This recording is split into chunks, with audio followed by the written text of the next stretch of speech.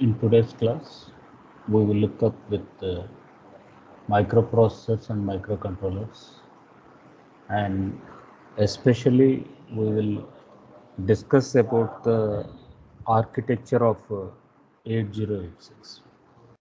So this was the intention of putting the class at this point.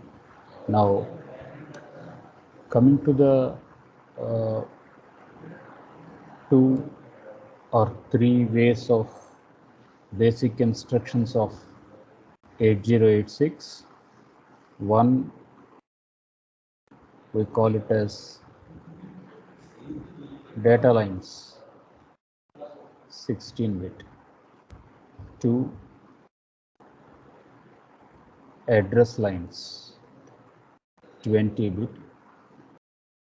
3, memory is equals to 1 megabyte. So these are the 3 primitives when we are going to talk about a 8086 microprocessor. Another will be the clock speed. It will be between 8 to 10 megahertz. These are the core features what we have to project for the 8086. Now, in this slide, you can see the holistic architecture of 8086 Intel. So in this holistic architecture, there are 2 units. First unit we are going to call it as bus interface unit. Second unit we are going to call it as execution unit. In this holistic architecture, we have 2 units. One, execution unit. 2, bus interface unit. And coming to the very first discussion towards bus interface unit. Bus interface unit. So why or what is the objective of this bus interface unit?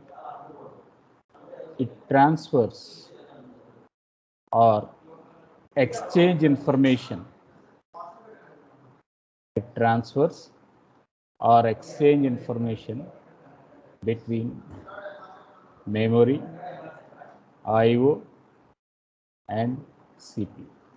So this was the only nature why we are going to project the components of BIU. So BIU stands for the bus interface unit. So what is this unit doing? This unit is going to transfer information between memory, is going to transfer information with input output devices, and is going to transfer information between the CPU. So all type of data transfer is going to happen with the bus interface unit. Now, what will be the components of the bus? The components of a bus will be: 1, we call it as address bus. Then we do have the data bus. 3, we are going to have control bus. 1, we call it as address bus. 2, we call it as data bus. And 3, we call it as control bus. So in this architecture, this entire component what we are going to show was on the central processing unit, and it is going to exchange information with the memory interface. Next one. Coming to the next part of the architectural diagram, we do have the components called as segment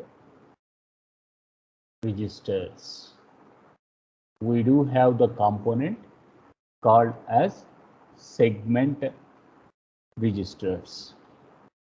So in the bus interface unit, there are temporary storage locations which are going to store the data or the code or the pointers or the stack to the host. So the bus interface unit is going to give accommodation for the 8086 instructions and the 8086 data in the segment registers. Fine. The next word was ES, extra segment, CS, code segment, SS, stack segment, DS, data segment, IP, instruction pointer. So these will be the primitive instructions which are going to be used to handle storage of instructions, to handle storage of data.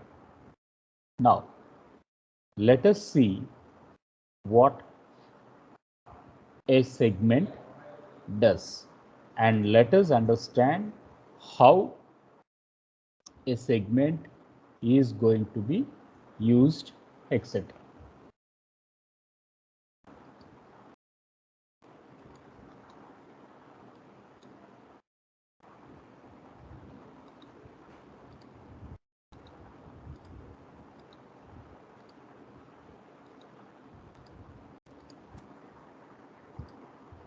Now, as mentioned,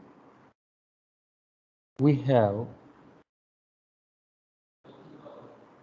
1 megabyte of memory, that is 2 power 20.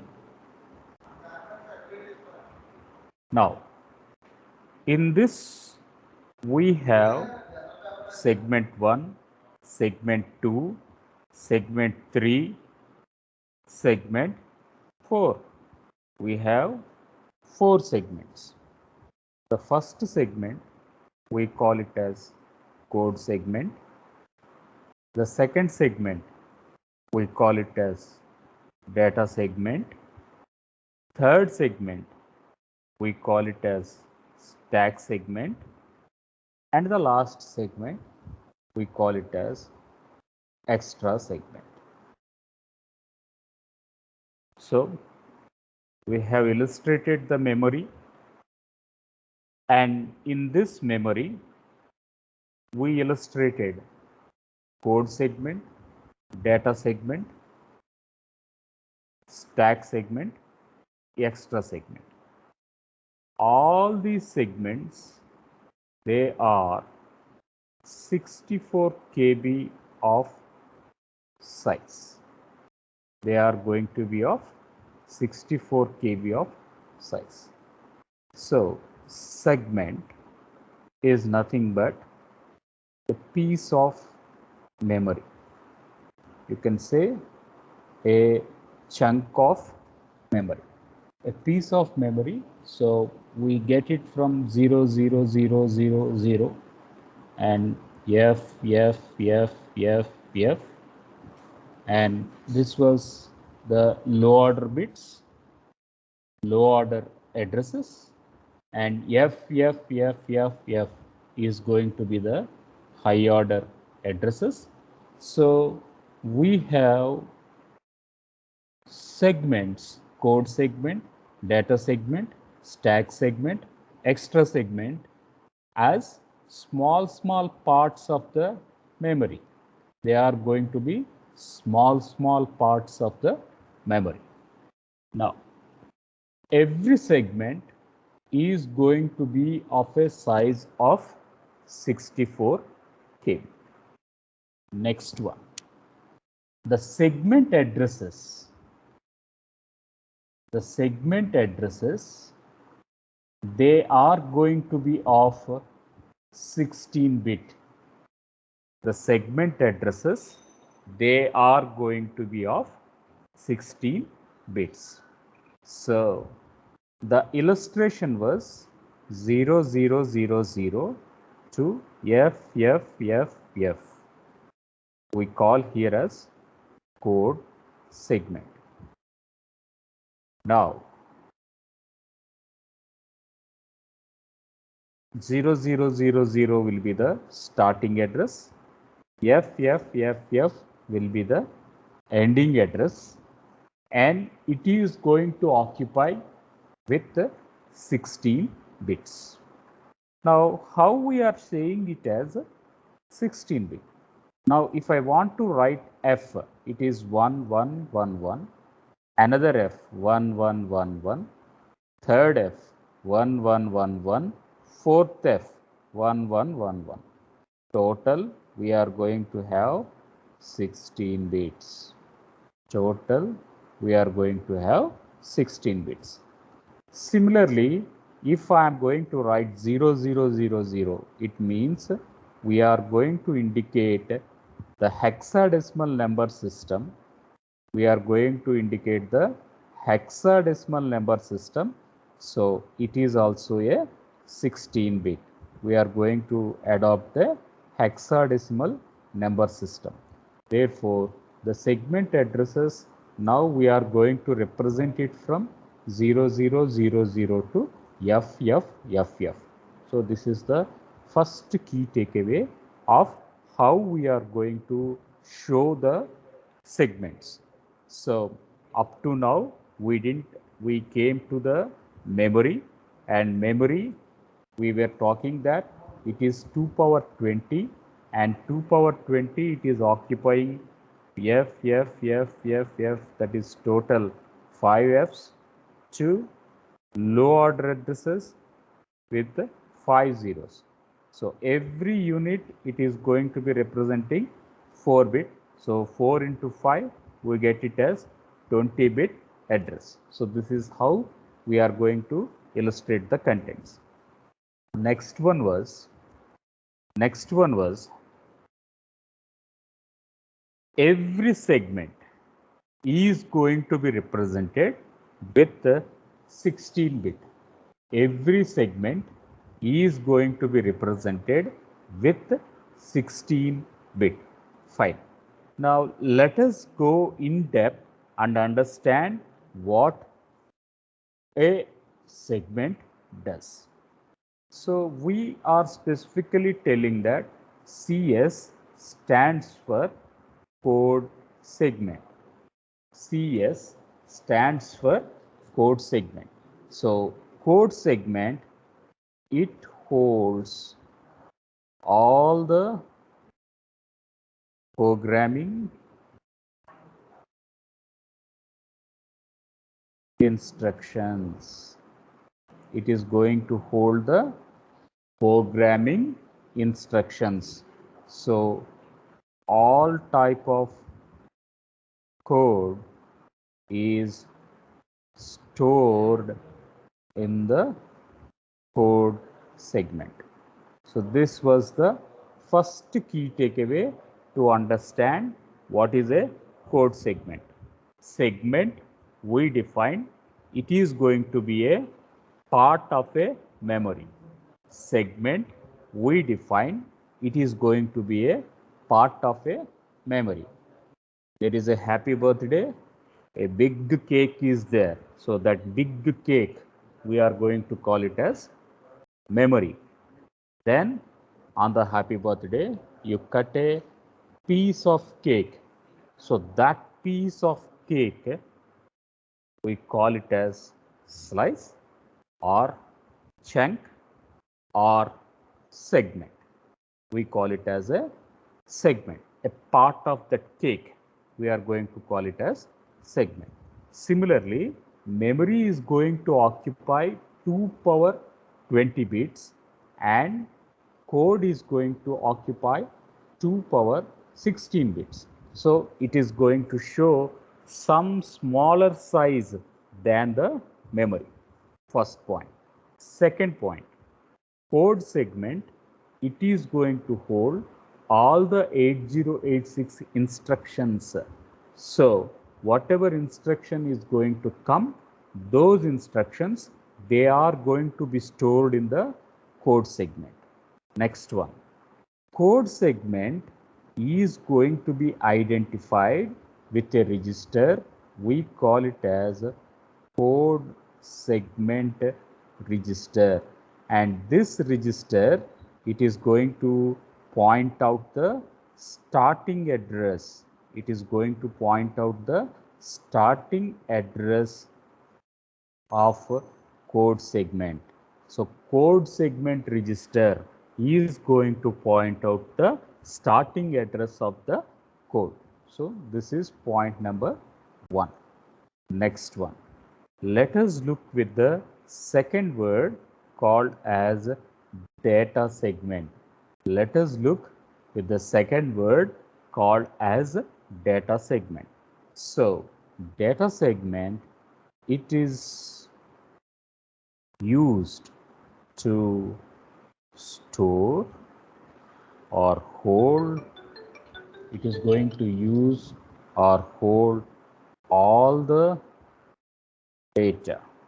It is going to use, store or hold all the data during the execution.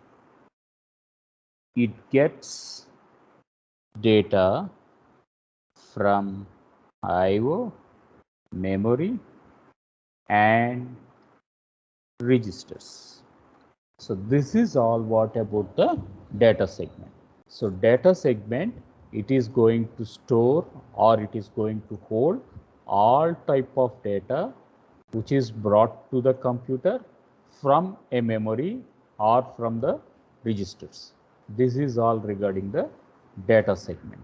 So again, when I am going to put the data segment, it is going to be pointed out with 64 MB, and then it is going to have 16-bit data storage, and the starting address of code segment, it is going to be pointed by CSR, that is code segment register. It is going to be pointed out by the code segment register, and it is going to occupy 16 bits. It is going to occupy 16 bits. So up to now, what we have discussed was there are 4 segment registers in the microprocessor. One we call it as code segment, 2 we call it as data segment, third we call it as stack segment, fourth we are going to call it as extra segment. That is first key takeaway. Second key takeaway was the code segment, it is going to hold all type of codes, that is the mnemonic codes, that is the instructions what we are going to give as a program for 8086.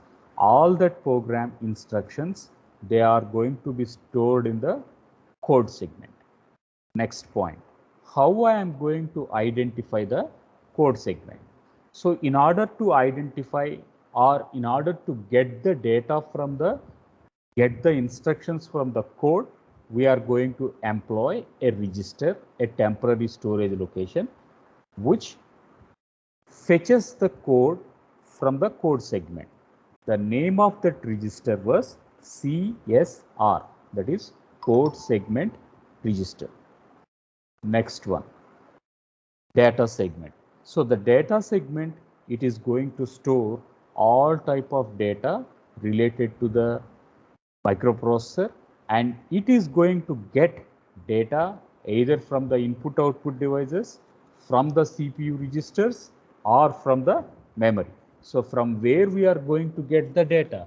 We are going to get the data, 1 from the input registers, 2 from the memory, 3 from the CPU internal registers. So that is where data is brought and it is going to store at that segment. It is going to occupy 64 bits. The starting address of the segment, it is going to be pointed out as DSR. So DSR stands for data segment register, and how much is the size means the size of the data segment register is 16 bits. Fine. There are two more registers which need to be understood. Those two more registers are stack segment registers. Stack segment, we call it as SS. So after code segment, after data segment, the third segment was stack segment.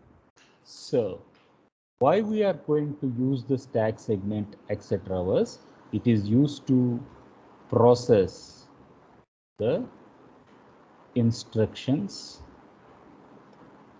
one after the other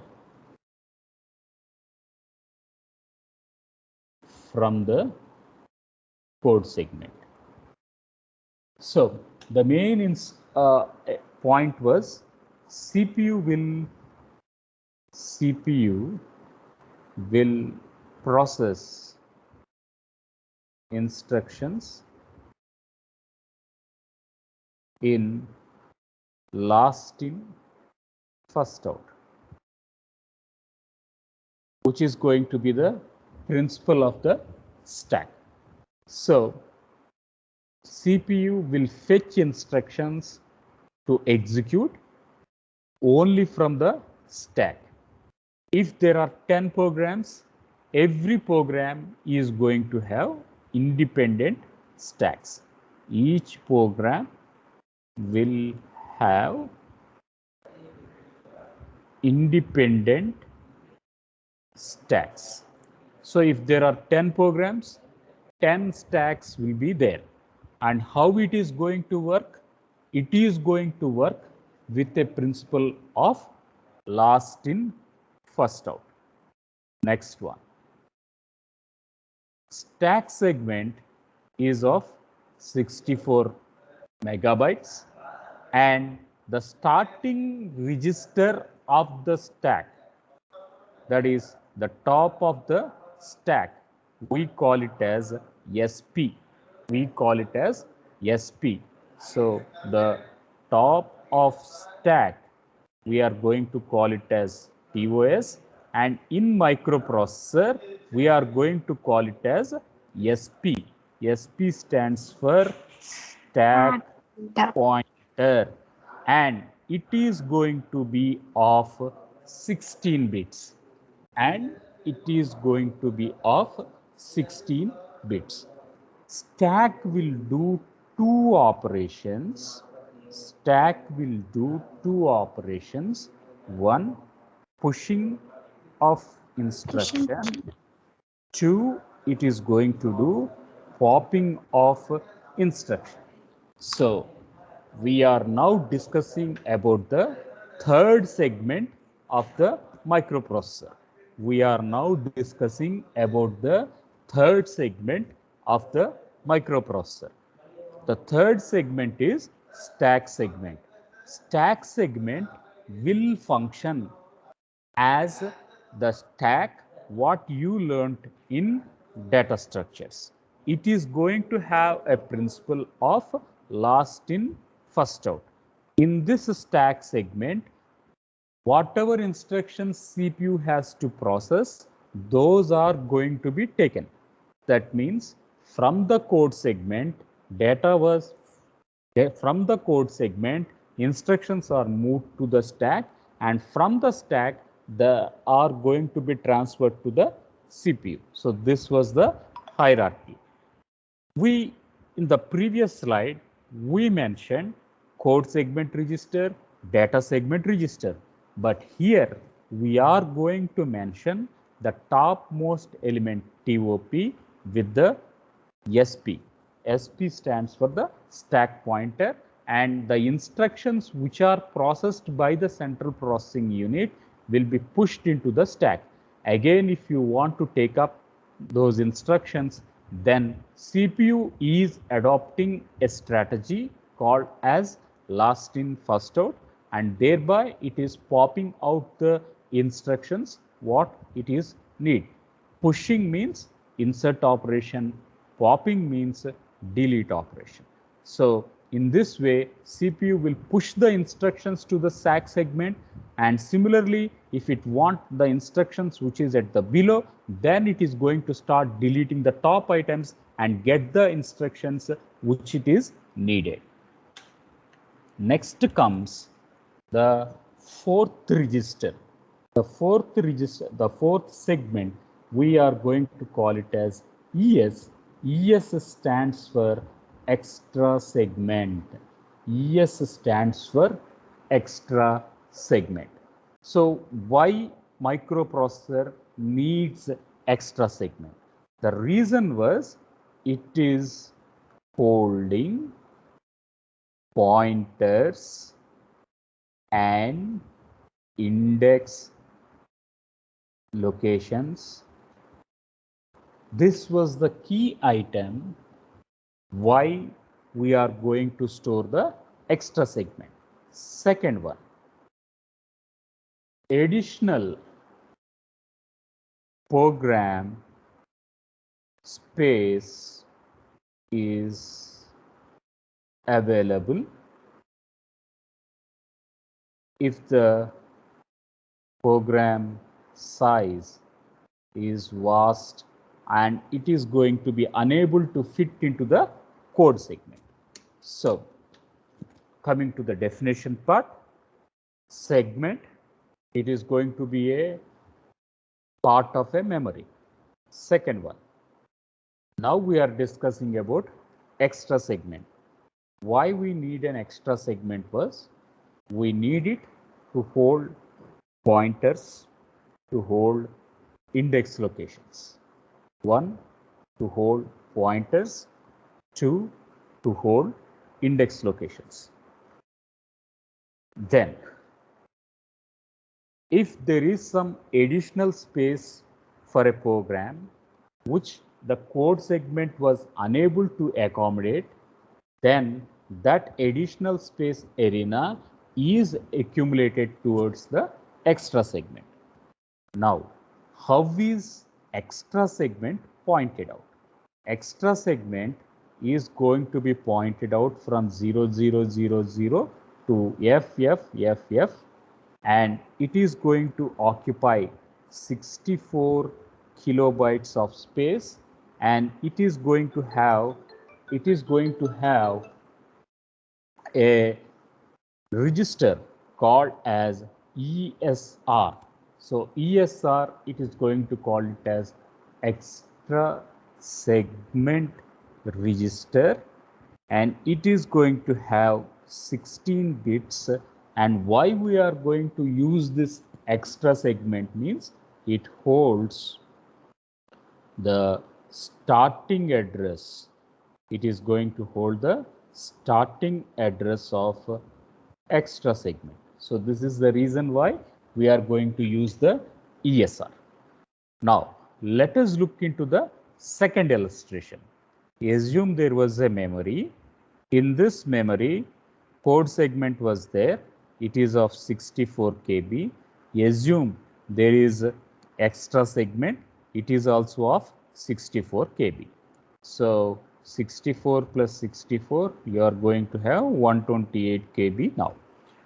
Assume I have saved a program called as swap.asm, and this swap.asm, it is going to occupy 100 KB. Assume the program size is going to be 100 KB. You have written an assembly language program, and that assembly language program, when it is saved, it is going to occupy 100 KB. Fine. Now it comes to the code segment for execution. Now code segment has to give accommodation, has to give postage for the 100 kb. So the maximum capacity of the code segment was only 64 kb. So obviously in 100 kb, 64 kb will be fitted into the code segment. So what was the rest? Rest we are going to have 36 kb left. So this 36 kb is going to be allotted into the extra segment. So this is how the extra segment uses an extra space per program. So I was telling there is an program called as swap.asm. There is a program called as swap.asm, and this swap.asm, it is going to occupy 100 kilobytes, but the maximum size of a code segment was only 64 kilobytes. So 64 kilobytes program is full, but still 36 kb needs accommodation, which code segment is not providing. Therefore, it asks its friend called as extra segment to give the program accommodation for remaining 36 kb. So this is the purpose of putting out the extra segment. Second thing, while executing the instructions in the code segment, there will be pointers, there will be indexes in the program. So where to store these pointers, where to store these indexes again is a choice. So in order to save the pointers, in order to save the indexes raised by hashing techniques, right, by pointers in C program, so those memory locations, they are going to be stored at a point called as a extra segment registers. So these are the 4 basic registers which will come right from unit 1 to unit 6 for you. The usage of an instruction is mostly important.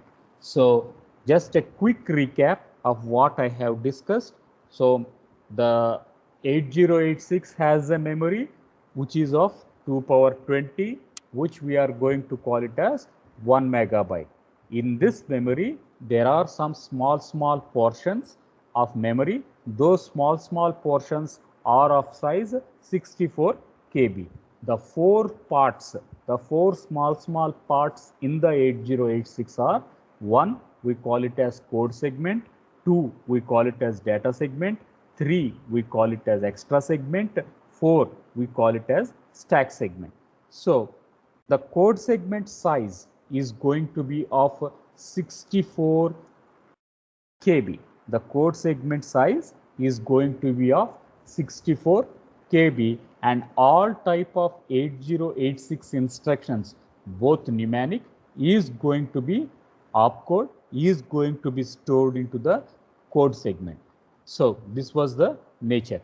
Every code segment is going to have a register of itself, that it is going to hold the starting address, and that we are going to denote it as CSR, code segment register, and its size was 16 bits, Coming to the second one, we call it as a data segment. So this data segment, it is going to hold the data, whatever the instructions are going to be brought. So let us take small example, move AX, 15H, move AX, 15H. So in this entire thing, we are going to call it as an instruction. Move AX, 15H is going to call it as instruction. In this, move is going to be stored in code segment, 15 is going to be the data, and this it is going to be stored in the data segment. So this is a quite good example to understand the difference between code segment and data segment. Move is going to be an instruction part called as an opcode, and this it is going to be stored into the code segment. And 15H is going to be a data which is represented in hexadecimal number system, and that data it is going to be brought and stored into the data segment. So this is the two distinctions you need to understand. The third chunk, the third part piece of a memory, we are going to call it as stack segment, and stack segment is going to be identified with a SSR. We call it as stack segment register, but in shortcut we are going to call it as a SP. SP stands for stack pointer, and it is going to store or hold 16-bit of data. It is going to hold 16-bit of data. So as it is going to be a stack segment register, it is going to work with the operations called as last in, first out. It is going to work with the operations called as last in, first out. And this it is going to be taken up by the program. So if there are 100 programs in your computer, 100 stacks will come.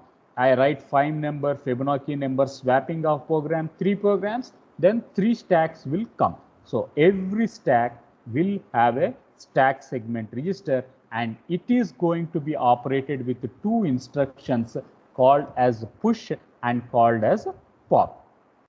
And the fourth register, the fourth segment, we are going to call it as extra segment. The fourth segment, we are going to call it as an extra segment. So this extra segment, it is going to hold all type of additional information towards the program.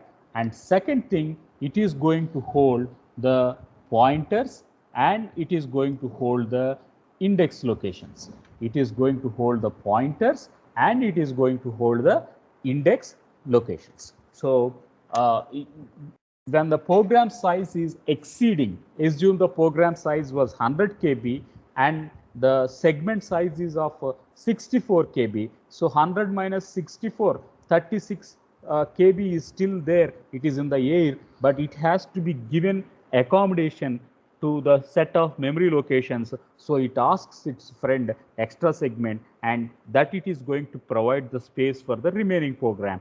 And while executing a program, there are pointers, there are indexes, there are hashing values, hash codes, etc., which are generated, and those they have to be stored in memory, and the locations where they are going to store, we are going to call it as an extra segment content. Next one, we have earlier discussed the relationships between 3 content. 1 we call it as PC, 2 we call it as program counter, then we call it as IR, stands for the instruction register, 3 we call it as AX, called as accumulator. So this is the these are the 3 internal, these are all the internal registers of the CPU. This is going to be the internal registers of CPU. So coming to the PC, it is going to hold the address of next instruction, and coming to the instruction register, it is going to hold the address of current or present instruction. It is going to hold the address of current or present instruction. So this is the difference. And accumulator, it holds the data part pointed by instruction register. Accumulator, it is going to hold the data which it is going to be pointed by the instruction register. So I have 101, 102, 103, 104. Here I am having 15, 25, 35 and 45. So this is data part, and another one we call it as address part. So there are two cells here. One cell, it is going to point out to the address part. Another, it is going to point out to the data part. One, it is pointing out to the address part. Another, it is going to point out to the data part. Now, let instruction register is equals to 101, implies accumulator is equals to 15. And similarly, program counter will always holds the address of the next instruction. That means PC is equals to PC plus 1. So obviously the next instruction what the CPU has to be processed will be given by the program counter. So program counter is equals to 102. Now, once 101 has been processed, CPU will switch from 101 to 102. Why it is coming to 102? Because what is the next instruction CPU has to execute, that it is going to be decided by the program counter. Therefore, now instruction register will be 102. Now, obviously, program counter will be incremented by 1 as instruction register is going to hold instruction register plus 1. Now, program counter will also be incremented from 101 to 103, and now accumulator, it is going to have the data of 25. So this data, it is going to be brought to the accumulator. So as per the three definitions, the first definition, program counter, it holds the address of the next instruction.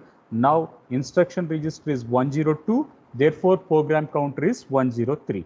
Instruction register, it shows the present or current instruction what it is holding. Assume instruction register is 102, then program counter is 103. So there will be one deviation, and whatever instruction registers is going to bring the data part inside it, it is going to be held by the AX, which we are going to call it as accumulator, So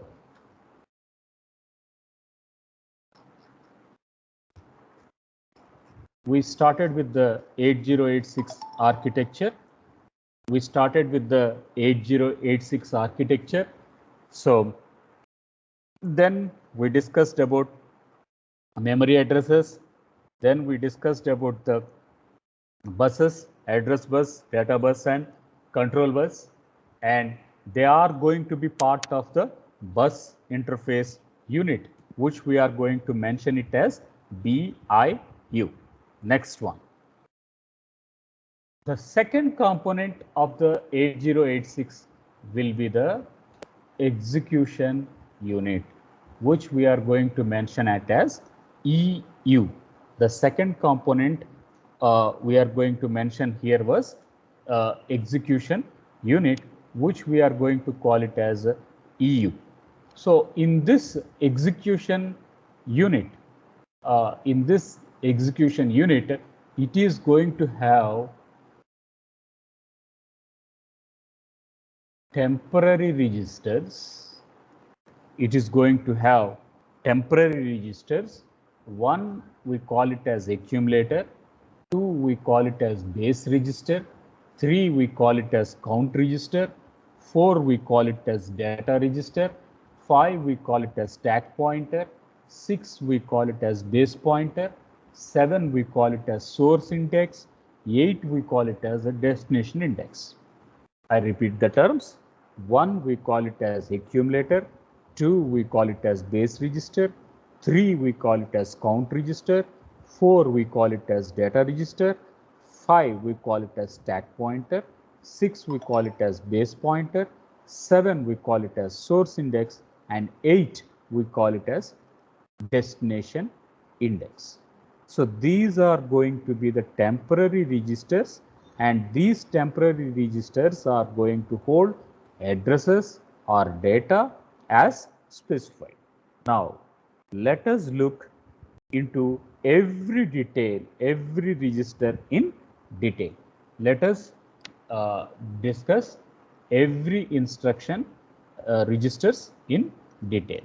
So now very first thing what we have to discuss will be the accumulator. AX, it is going to stand for accumulator. So why we are going to use the accumulator? So first thing, it is used to perform arithmetic operations. This was the first key takeaway of putting the things. Accumulator, it is going to use to perform arithmetic operations. So it can be multiplication, it can be division, it can be subtraction, or it can be a addition. So such type of arithmetic operations, they are going to be processed by the accumulator. Second one, it is the internal register of CPU. Third thing, it holds the data referred by instruction. It is going to hold the data which it is going to be referred by the instruction.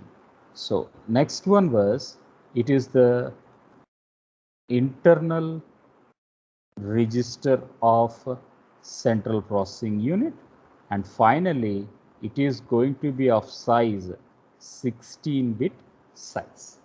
So coming to the first key takeaway, we say it is going to perform arithmetic instructions.